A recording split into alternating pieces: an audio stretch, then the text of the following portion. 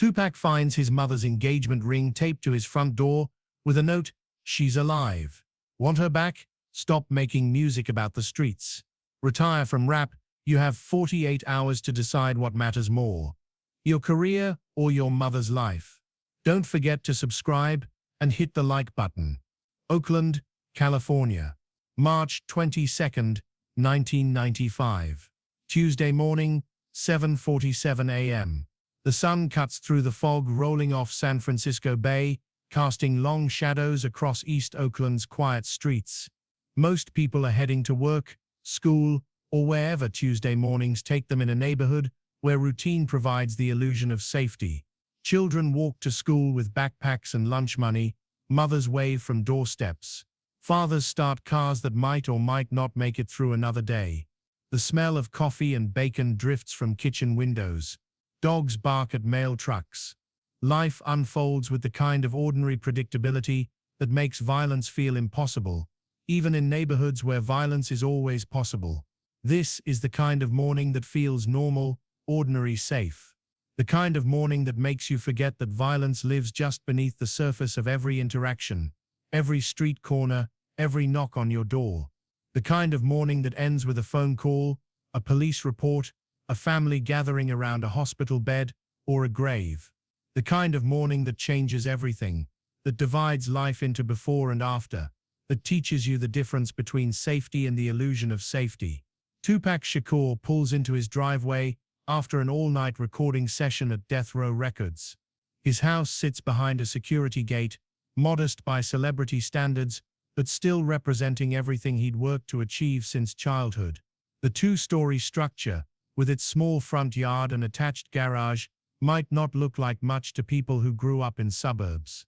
But to someone who spent his early years moving constantly between apartments, motels, and temporary shelters, owning a house means stability, permanence, the possibility of building something lasting. He's 23 years old, at the peak of his creative powers, working on what might become his greatest album. The music flows from him like water, like blood, like something essential that he can't contain even if he wanted to. Every track carries the weight of experiences that most people his age couldn't survive, let alone transform into art that speaks to millions. Tracks about poverty, police brutality, systemic racism, the daily violence of growing up black in America, all delivered with wordplay so complex and emotion so raw that listeners feel like they're reading his diary instead of hearing music. The BMW's engine ticks as it cools, the only sound in the early morning stillness. Tupac sits behind the wheel for a moment, exhaustion hitting him like a physical force.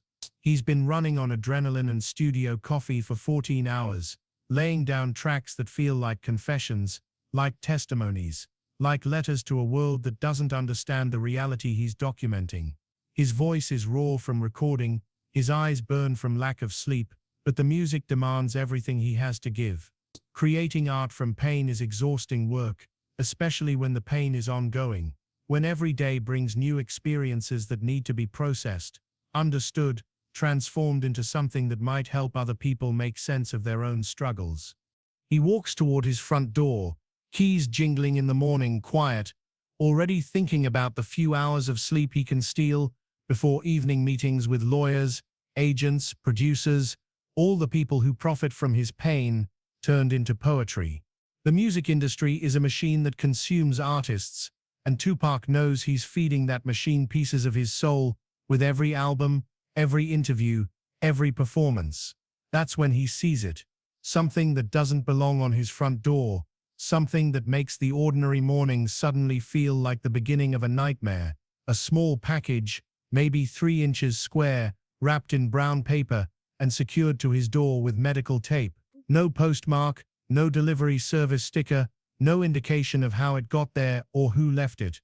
Just the package, and his name written in block letters across the front, in black permanent marker. Tupac's survival instincts kick in immediately. In his world, unexpected packages can contain anything from legal documents, to death threats to explosive devices. He's made enemies, powerful enemies, people who would celebrate his death and might be willing to orchestrate it. He approaches carefully, looking for wires, for anything that suggests the package might be more dangerous than it appears. But as he gets closer, something about the package feels familiar. The handwriting maybe, or the careful way it's wrapped, or some instinct that tells him this isn't random violence. This is personal. This is message meant specifically for him, delivered by someone who knows where he lives, when he comes and goes, how to reach him when he's most vulnerable. Tupac carefully removes the tape and unwraps the package. Inside is a small jewelry box, the kind that holds engagement rings or wedding bands. His hands shake as he opens it, some part of him already knowing what he's going to find, some part of him praying he's wrong. His mother's engagement ring, the ring she's worn every day for 20 years, the ring she never takes off, not for showers or sleep or any reason. The ring that belonged to her mother before her, passed down through generations of strong women who survived slavery, segregation, poverty, and everything America could throw at families like theirs. Tupac stares at the ring, his mind refusing to process what it means. A Feni would never willingly remove this ring, would never give it to anyone, would never let it leave her finger unless someone forced her to, unless someone took it from her against her will. Under the ring, folded into a tiny square, is a piece of paper. Tupac unfolds it with trembling fingers, reading words that change everything he thought he knew about his life, his safety, his family's security. The note is typed, not handwritten.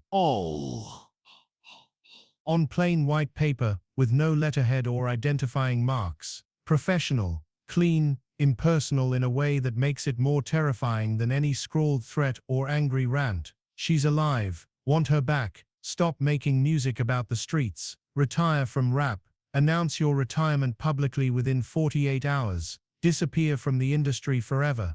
You have 48 hours to decide what matters more, your career or your mother's life. No signature, no demands for money, no instructions for a drop point or exchange, just an ultimatum that cuts to the core of everything Tupac is, everything he's built, everything he believes about his purpose in the world. The note continues, your mother is safe and unharmed. She will remain that way as long as you comply. Any attempt to contact police, FBI, or private investigators will result in her immediate death. Any attempt to find her will result in her immediate death. Any deviation from these instructions will result in her immediate death. We are watching. We are listening. Choose wisely.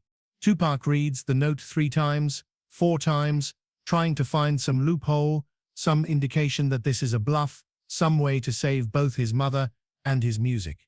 But the ring in his palm proves they have her. The specific demands prove they know exactly how to hurt him most effectively. Killing him would make him a martyr. Forcing him to choose between his mother and his art makes him a victim. He thinks about calling the police, but the note's warnings echo in his mind. These people, whoever they are, took his mother from her home without leaving a trace. They know where he lives, when he comes and goes, how to reach him. They've planned this carefully, professionally, with the kind of precision that suggests resources, organization, inside information. Tupac walks through his house, checking every room, every window, every possible hiding place, hoping against logic that maybe a Feni is here somewhere, that maybe this is some kind of sick joke or misunderstanding. But her purse isn't by the door where she always leaves it. Her reading glasses aren't on the kitchen table. Her presence, the warmth that fills any space she occupies, is gone. He calls her cell phone. It goes straight to voicemail. Her voice, recorded weeks ago when life was normal, when the biggest worry was album deadlines and interview schedules. The sound of her saying, "Leave a message, and I'll call you back," makes his chest tighten with grief for a world that existed 12 hours ago, before packages appeared on front doors, before rings arrived without their owners. The mathematics of the situation are simple and brutal. 48 hours to choose between everything he's built professionally and the person who matters most to him personally. 48 hours to decide whether to save his mother or save his mission of speaking truth about street life, police brutality, systematic oppression, all the things his music addresses that someone wants silenced. Tupac sits on his couch, holding his mother's ring, staring at the note, trying to figure out who would benefit from his silence. Record industry executives who want him to make safer music. Law enforcement agencies tired of his criticism. Political figures who prefer artists who don't challenge systems of power. The list of people with motivation to silence him is long and includes individuals with resources to orchestrate something this sophisticated. But motivation doesn't matter right now. Only choice matters. Only the impossible decision between love and purpose, between family and mission, between personal loyalty and public responsibility.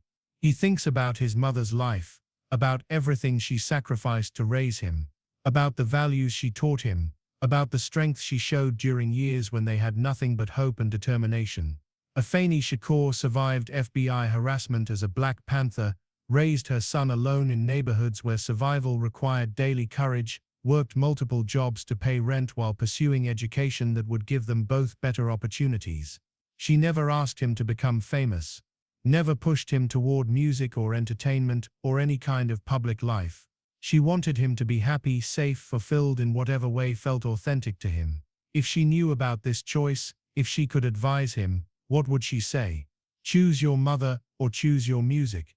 But he also thinks about the young people who write him letters, who tell him his music saved their lives, gave them hope, made them feel less alone in neighborhoods where hope is rare and loneliness can be fatal.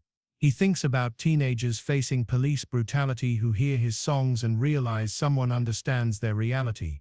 He thinks about kids in situations like his own childhood, who need to know that survival is possible, that pain can be transformed into purpose. If he retires, if he disappears from music, if he stops speaking truth about street life, who fills that void? Who tells stories that mainstream media ignores? Who gives voice to experiences that comfortable America prefers not to acknowledge? His platform isn't just entertainment, it's testimony, it's witness, it's proof that people in forgotten neighborhoods matter enough to have their stories told. The choice isn't just personal, it's political. Someone wants him silenced, and that desire for silence proves the power of his voice, the threat his truth represents to people who profit from maintaining current systems of oppression. Tupac calls his cousin Qatari, not explaining details, just asking him to come over immediately. When Qatari arrives, Tupac shows him the ring and the note without saying anything. Qatari reads in silence, his expression changing from confusion to horror to anger. Qatari wants to call police, FBI, private investigators, anyone with resources to find Afeni and bring her home safely. But Tupac stops him, pointing to the warnings in the note, explaining that any deviation from instructions could cost his mother her life. They spend the day strategizing, trying to find alternatives that don't exist, solutions that save both Afeni and Tupac's career. But every possibility leads back to the same impossible choice. Comply and lose everything he's built professionally. Refuse and lose the person who means more to him than anything he's built. As the deadline approaches, Tupac realizes the kidnappers made one crucial mistake. They assumed his mother would want him to choose her safety over his mission. They assumed love means accepting injustice to protect the people you care about. They assumed wrong. Afeni Shakur raised her son to fight injustice, not surrender to it. She taught him that some things matter more than personal safety, that speaking truth requires courage, that silence in the face of oppression makes you complicit in maintaining oppression. 24 hours after finding the ring, Tupac makes his choice. But it's not the choice the kidnappers expected. It's not retirement or compliance or surrender. He uses every resource at his disposal, every connection in the music industry, every friend with skills that extend beyond entertainment, private investigators who work outside normal channels, security professionals who understand urban warfare, street networks that exist parallel to law enforcement. The search for Afeni becomes a mission that proves the power of community, the strength that emerges when people unite around shared purpose, the resources that exist when loyalty matters more than money. They find her in an abandoned warehouse in Richmond, guarded by men who thought they were untouchable because they had money, organization, and inside information. They didn't account for the power of people who love someone enough to risk everything for her freedom. The rescue happens at dawn 3 days after the original deadline, executed with precision that would make military tacticians proud. Afeni is alive, unharmed, defiant. Her first words to Tupac, "I hope you didn't even consider retiring. The world needs your voice." The kidnappers are revealed to be a combination of record industry executives and corrupt law enforcement officials who wanted Tupac silenced not for political reasons but for financial ones. His music was inspiring too many young people to question systems of power, threatening profits that depended on maintaining those systems. 6 months later, Tupac releases an album dedicated to his mother, featuring songs about the kidnapping, the choice he faced, the decision to refuse surrender. The title track becomes his biggest hit, not because it's commercial or safe, but because it tells truth about the cost of speaking truth. Afeni keeps her engagement ring, but she also keeps something else, proof that raising her son to value justice over safety, purpose over security, truth over comfort was the right choice. Not because the choice was easy, but because easy choices don't change the world. The story spreads through hip-hop communities, through neighborhoods where young people face similar choices between safety and resistance, between silence and witness. It becomes legend not because it's extraordinary, but because it's necessary. Because sometimes the most important choice isn't between right and wrong, but between two different kinds of love. Love that protects and love that transforms. Tupac learns that choosing your purpose doesn't mean choosing against your family. Sometimes it means choosing the kind of world you want your family to live in, even when that choice requires risking everything to create that world. Don't forget to subscribe and hit the like button.